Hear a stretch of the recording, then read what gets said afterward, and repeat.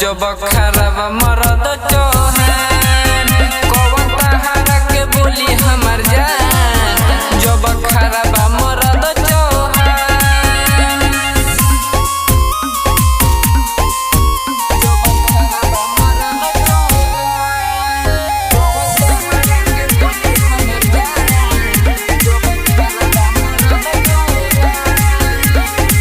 सगरो जान चलेला रंगदारी पुलिस थाना कुछो ना बिगाड़ी।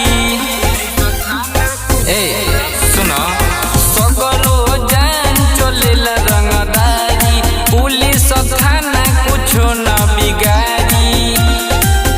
सभे दिहे तो है इज्जत भाव खाली धोई दिहा हमर नाम तोहर बनल रही पहचान जब खराब मरद चौहान कौन तहारा के बोली हमर जान जब खराब मरद चौहान जब खराब मरद चौहान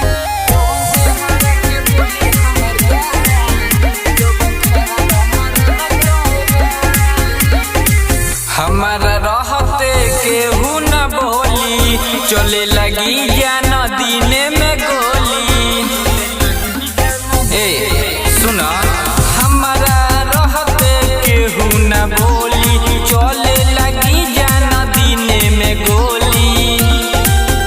धड़कन जन्म में जैसा चौहान किरण किंग हवे बड़ बदमान केहू कर न पाई परसान जब खराब मरद चौहान कौन तहारा के बोली हमर जान जब खराब